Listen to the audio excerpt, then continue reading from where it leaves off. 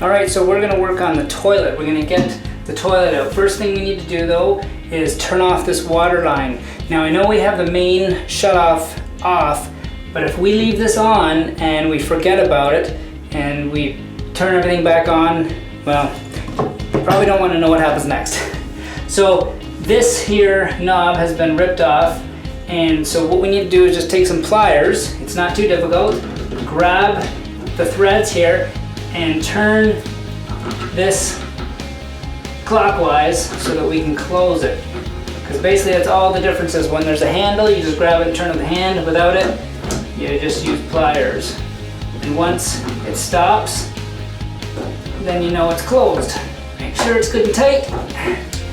And there we go. So what we're going to do is when the plumber comes, is I'm going to have him cut this line off and replace it with a new shutoff valve that actually works. And that's it. So now once we have this done, we're going to take this off, use our wrench, which I believe again is 5/8. So we undo here. Okay. So now we got to get at these bolts. Normally there's a cap on there. I should have already taken it off. So you take the cap off, and then this bolt here, it is normally a 1/2 inch, and you just simply undo this and do the same to both sides. Real simple, nothing complicated. And once you have these off, you'll be taking the toilet and lifting it straight up over top of these bolts and taking it out. Now you'll have a wax ring that either it'll stick to the bottom of the toilet or stick to the floor. Don't be too worried about the colors and the funny things. It's just all part of it.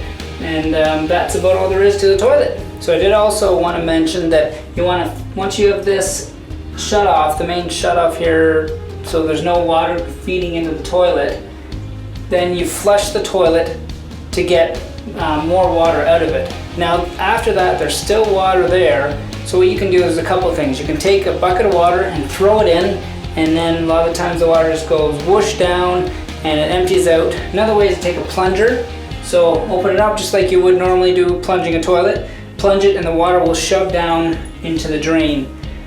The other way, and this is what I do normally anyways, I take a big old plastic bag, a garbage bag, and when I pull the toilet up, I wrap the garbage bag underneath it to catch any water that's probably going to spill out. And then you can set it wherever you need and bring it back when if you're reinstalling it. If not, take it out to the curb, do whatever you need to. Okay, so I decided let's show you how to do this plastic bag and toilet trick. So basically it's a lot easier with two, but we're gonna have to muscle it with one. So let's get the plastic bag underneath. See down here, you try and tuck it underneath. Help get it started for you. Now once you do that, bring the bag up, and there's a good start to keep the water as much in here as possible. Now you want to have a rag on you, just in case you start spilling. So lift the toilet right here and here on either side, and pick it straight up and out. And once you do that, so we were fortunate, there is no spillage right now. Once you do that, now you can put the bag further on, because right now the wax ring I was talking about, it actually stuck to the toilet. So you bring this around, same to the other side, and there's really no fantastic way of doing this. It's just do the best you can. Once the bag is in, you know at least it's waterproof. So when you take this out, you're not going to have water spilling everywhere.